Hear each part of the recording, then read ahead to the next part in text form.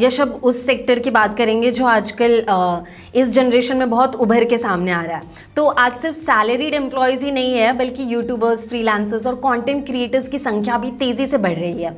लेकिन टैक्सेशन के रूल्स उनके लिए भी उतने ही ज़रूरी है। तो अब उनके बारे में कुछ समझते हैं। यूट्यूबर्स और इन्फ्लुएंसर्स को अपना इनकम टैक्स किस तरह फाइल करना चाहिए? उनका वो बिजनेस में माना जाएगा। They will be treated as business people, and business के अंडर जो भी ITR 3 और 4 का फॉर्म है उसके अंदर फॉल कर सकते हैं। But again they are also mandatorily required to file the income tax return provided their limit is exceeding the basic exemption tax. अच्छा, तो किस इनकम लेवल के बाद क्रिएटर्स को जीएसटी के बारे में सोचना शुरू कर देना चाहिए?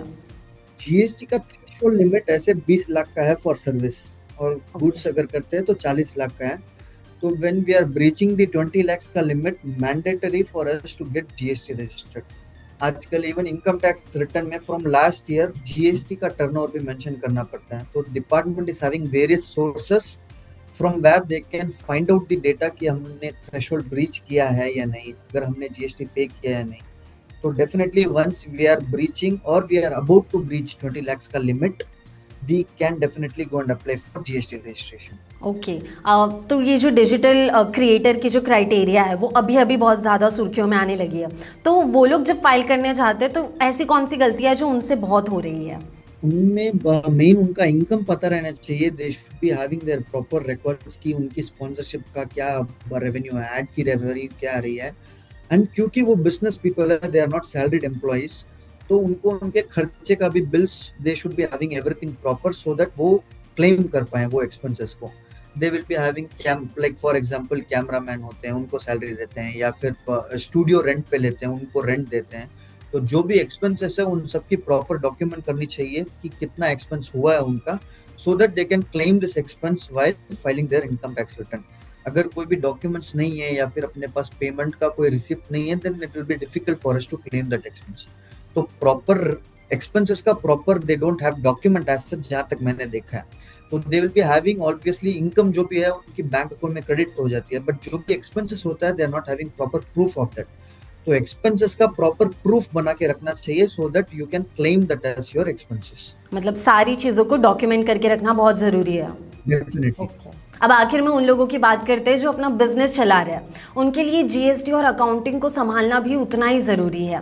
तो किसी बिजनेस को जीएसटी रजिस्ट्रेशन कब करवाना चाहिए? अगर आप सर्विस इंडस्ट्री में हो तो अपना थ्रेशोल्ड लिमिट 20 lakhs तक का है। अगर जैसे ही 20 lakhs का ब्रीच होने वाला है, you have to mandatorily get registered. But कई कंपनी ऐसी होती है कि before even they start their sales they get registered under GST. क्योंकि मुझे कोई भी अगर एमएनसी कंपनी से मेरे को टेंडर चाहिए, मेरे को अपना वेंडर वहां पे अप्लाई करवाना है, तो they ask this GST registration as their supporting document.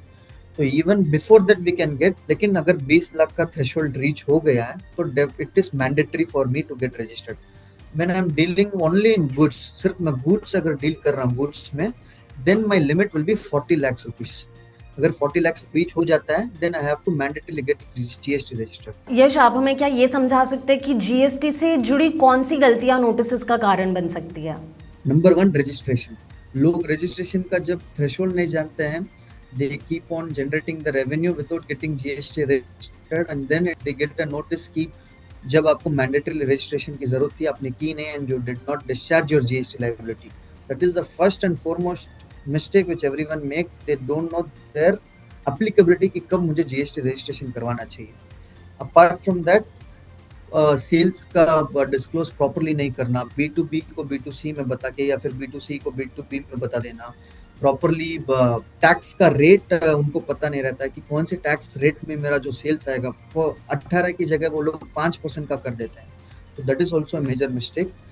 And input जो क्लेम करते हैं ITC वगैरह, उनमें they don't have proper documentation for claiming the input, उनके वेंडर कैंसिल हो जाते हैं। तो ऐसी बहुत सारी गलतियां हैं, but the foremost thing as I told, registration. आखिरी सवाल होगा कि क्या कोई भी जो बिजनेस चला रहा है, अगर खराब अकाउंटिंग, मतलब क्या खराब अकाउंटिंग या प्रॉपर रिकॉर्ड्स ना रखने से आगे चलकर लीगल प्रॉब्लम हो सकती है उनके लिए? Without proper documentation, without proper accounting, we can not go and defend ourself anywhere. अगर जैसा कि आपने बताया कोई भी इनकम टैक्स नोटिस भी आ जाता है, अगर आप किसी प्रोफेशनल के पास जाओगे या खुद भी करोगे, अगर आपके पास कोई रिकॉर्ड नहीं रहेगा, कोई भी डेटा नहीं रहेगा, आप रेस्पॉन्ड प्रॉपरली कर नहीं पाओगे.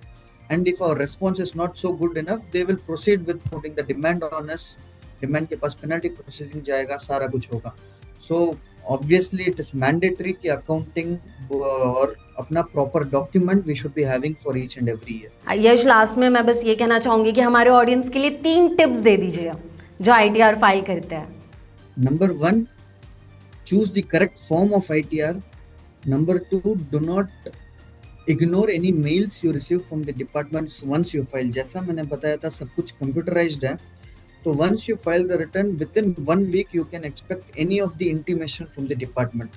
वो अगर प्रोसेसिंग हो गया है फेवरेबल या फिर पॉजिटिव मेल भी हो सकता है, या फिर आपने कोई गलती की उसको सुधारो, वो मेल भी हो सकता है.